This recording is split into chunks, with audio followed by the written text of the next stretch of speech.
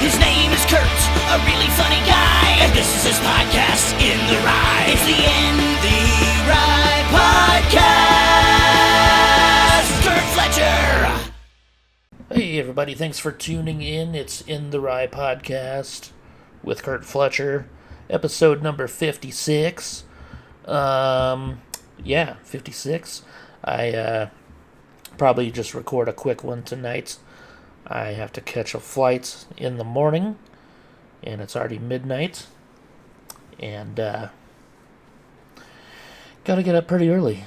So, heading to Phoenix in the morning. I'll be performing at Stir Crazy Comedy Club Friday and Saturday with my buddy Tim Gaither, and then we're doing Monday night over at Honda Casino in Pine Top, which I haven't been there in a long time, so should be a fun one. The show maybe not so much, but the trip itself will be fun. Honda Casino is kind of a tough crowd there sometimes, and oddly enough, I've never done well there as the opening act, but I've always done well as a headliner. And the new guy who books it for some reason won't headline me, so he can kiss my dick. So I've been traveling a bit, which has been awesome, except my car just kind of shut down on me recently. It didn't shut down, it's just a lot of repairs that I have to do, and not going to be able to, or I don't really want to, is the thing.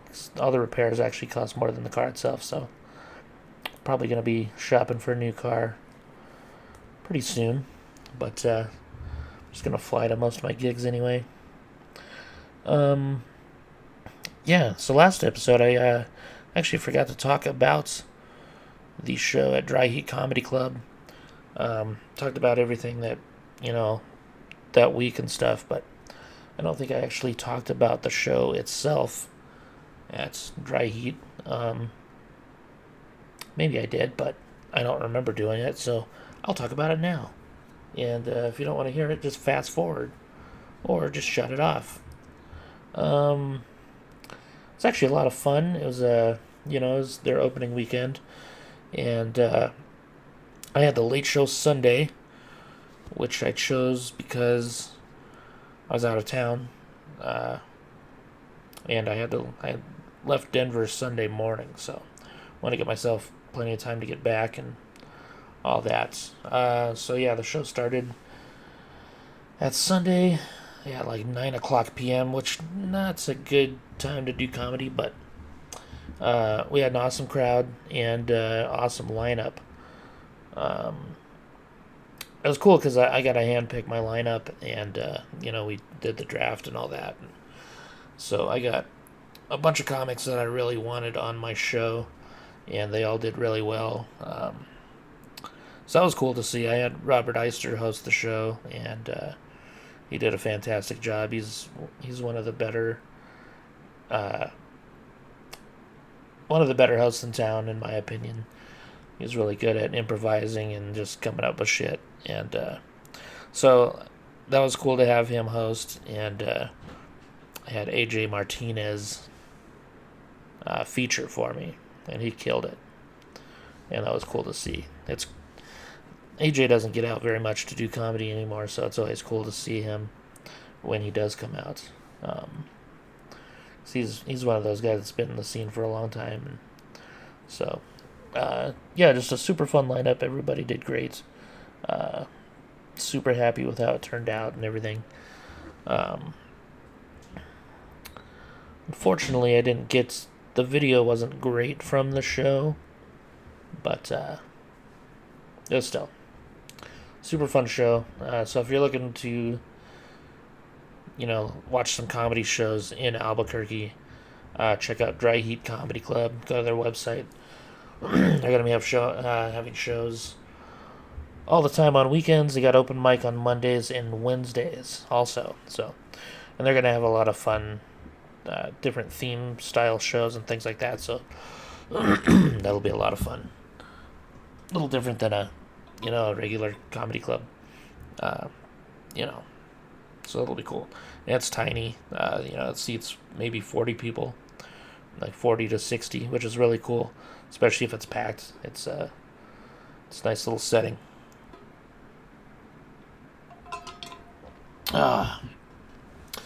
See, after Dry Heat, the next weekend I was in Tucson, Arizona, and I don't know why I book Arizona in July, but good God, it was hot out there.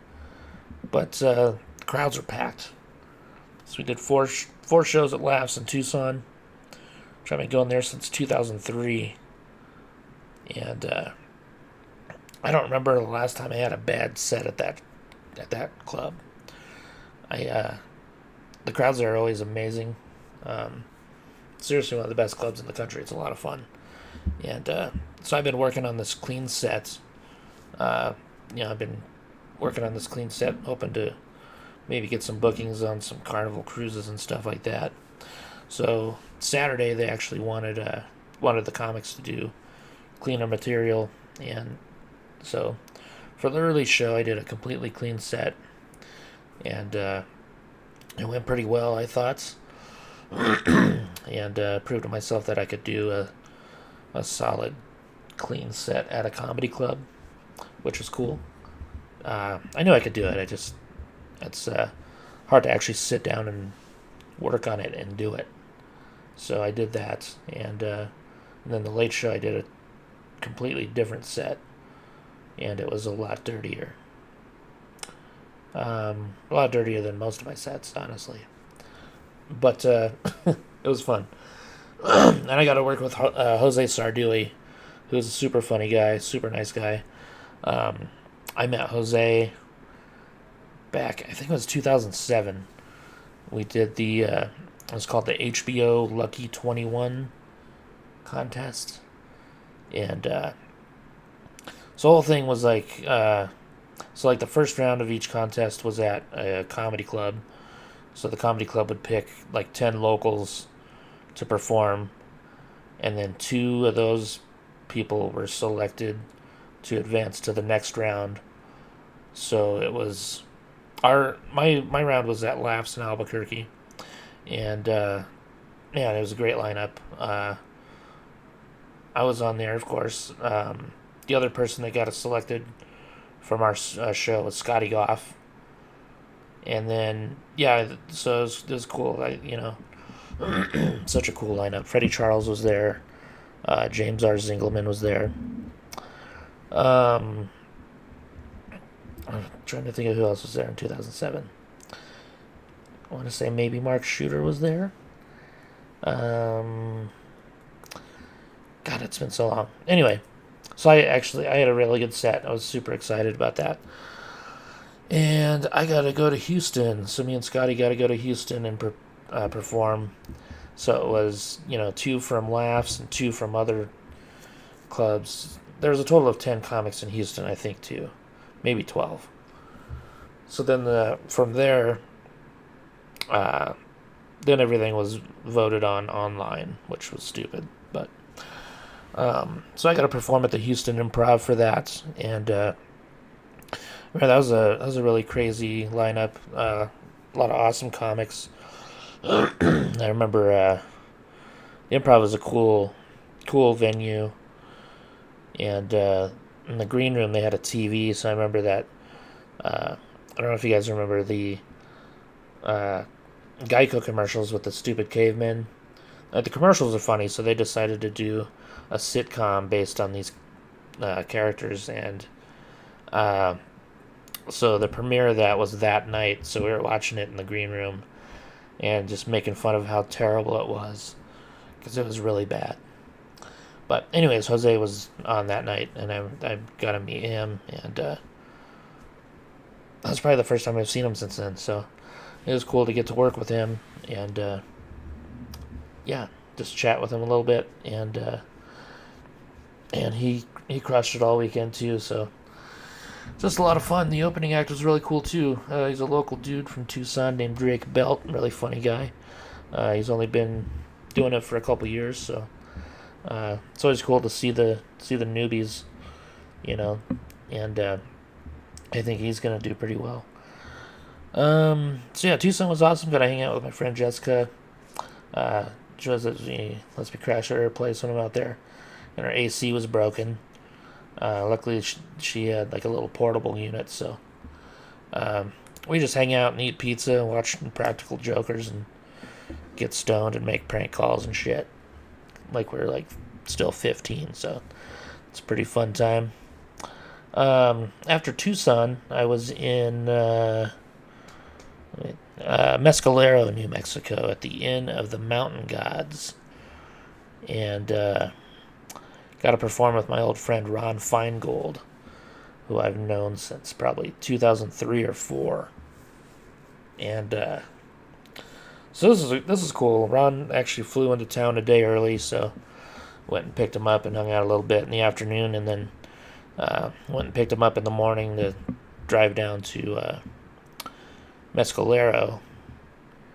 And it was kind of funny because we were talking about this song that he used to do in his act. He was talking about it, and I remembered the song, and it was like a parody of a Billy Joel song, For the Longest Time, I think it's called. Anyways, so we go into this pot shop in Los Lunas,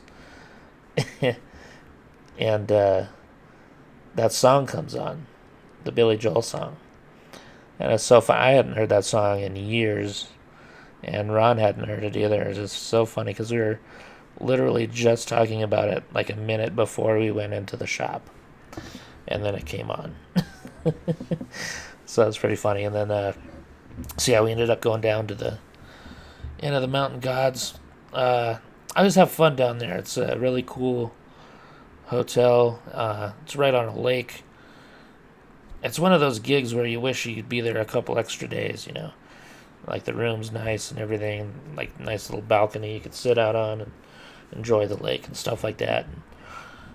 I just wish I would have been able to do some fishing there. It would have been nice, but we had to head out pretty early in the morning. So, but the show that night was awesome. It was a really cool crowd.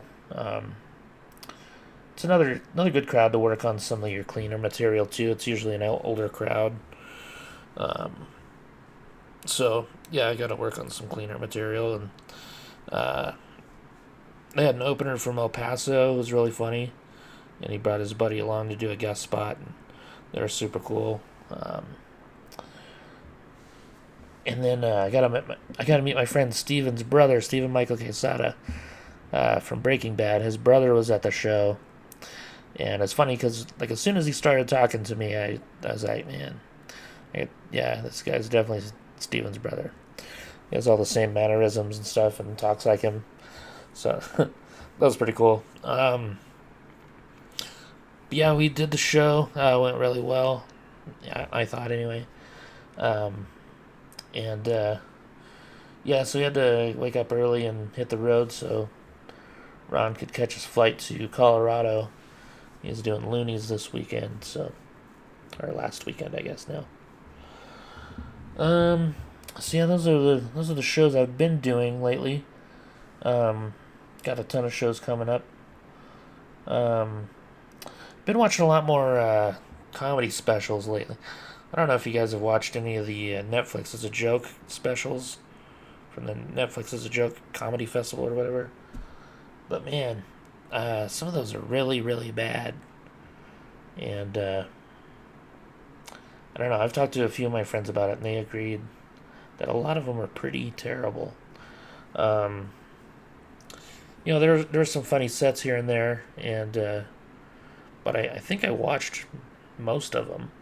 I don't know how many there were, but I watched a good portion of them. And just some of them were just tough to watch. But I did realize that I have on my Roku, there's a Roku channel which has live TV. And I was flipping through there the other day just to see like what kind of channels are on there, and they have one called Comedy Dynamics, and they just show comedy specials all day. which is cool. So I was like flipping through there to see who was on there, and I was like, tons of guys I've worked with and stuff over the years, and so that's pretty cool. And the first one I turned on was Robert Mack. I don't remember the name of the special, but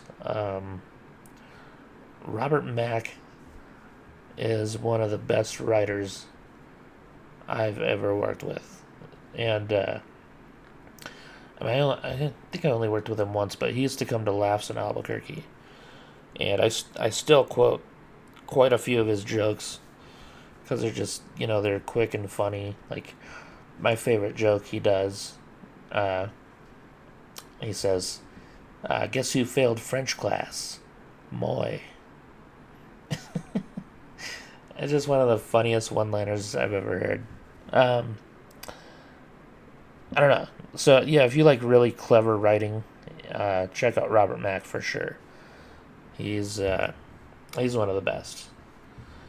I also watched Dave Chapelle's. It's not really a special. It's more of a speech. I guess, I don't know. Anytime he talks in front of a camera, Netflix gets to air it or something. I don't know. I like Dave Chapelle. He's one of my favorites.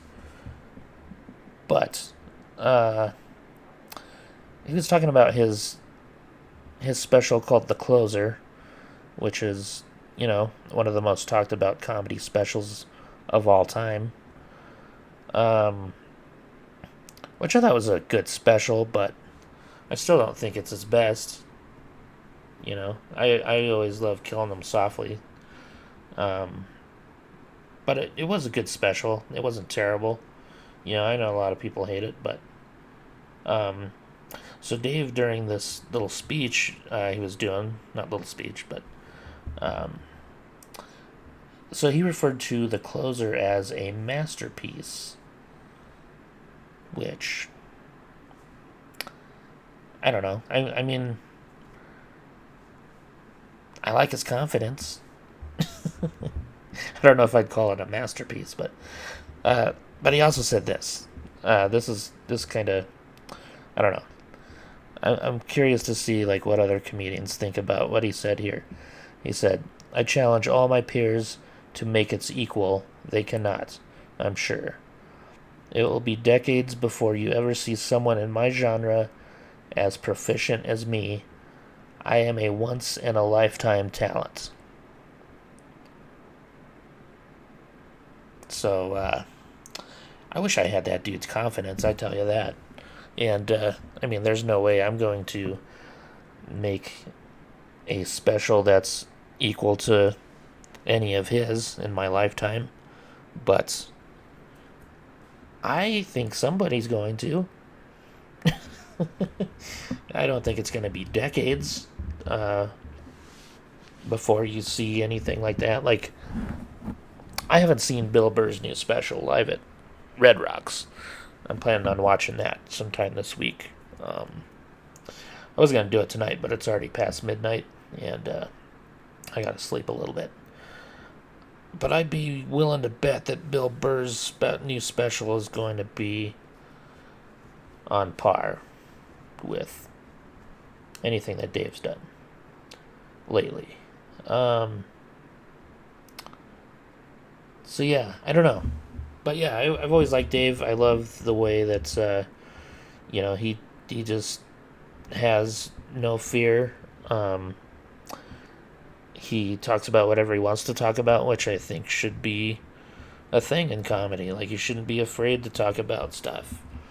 You should be able to make jokes about whatever you want. It's so weird that, comedy gets picked on a lot for making jokes about stuff that you shouldn't make jokes about. But it's like, hey, if it's funny, there's going to be people that are going to laugh at it. So, it's just like any other art. Like, you're not going to like all of it, Like, you're not going to go to a museum and like every single art piece. Or like music. Like, even a musician you like, you're not going to like all their songs even, probably. I mean, maybe you will. I don't know. Maybe you're a psychopath like that. But there are songs by my favorite bands that I skip over all the time, you know? And I don't go, like, running to Twitter to bitch about it. So that's what I love about Dave. I love that he will make jokes about anything, and I like that. Because I like to do that, too.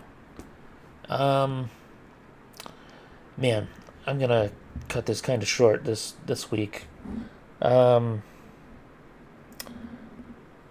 do want to talk about my shows that I got coming up. I already mentioned the ones in Arizona.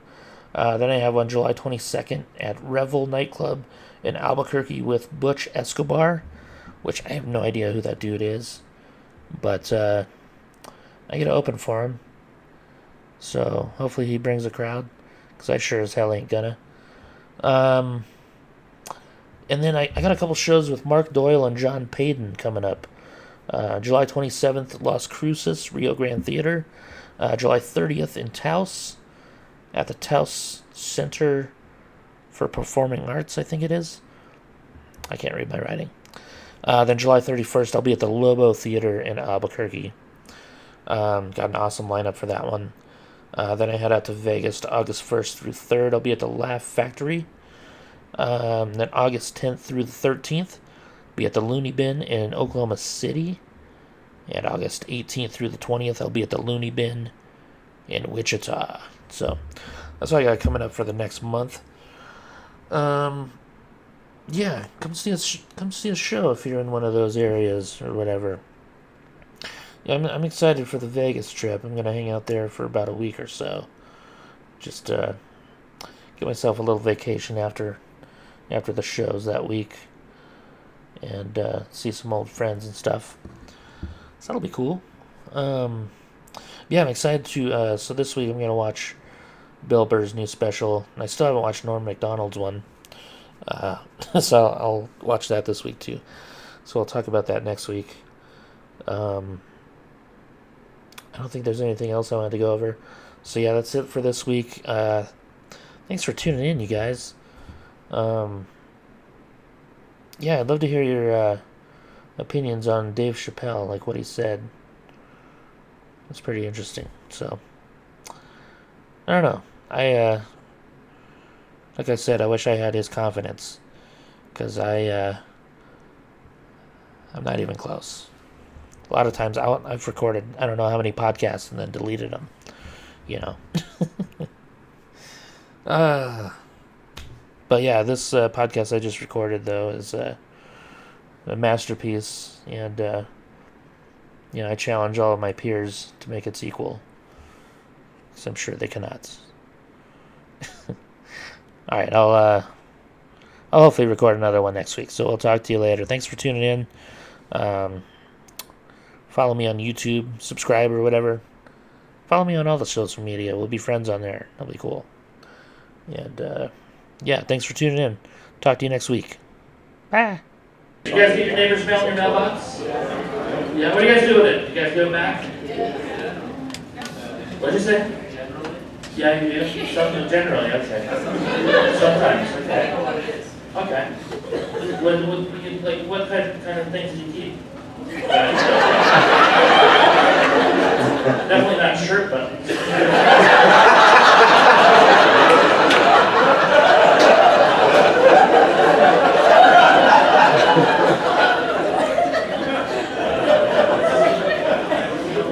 Stare at those all night.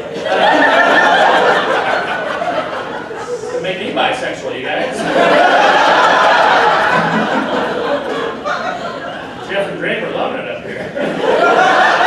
What's the real name? You know it, right? Sir Mix-a-Lot. So that hasn't been seen since 1994.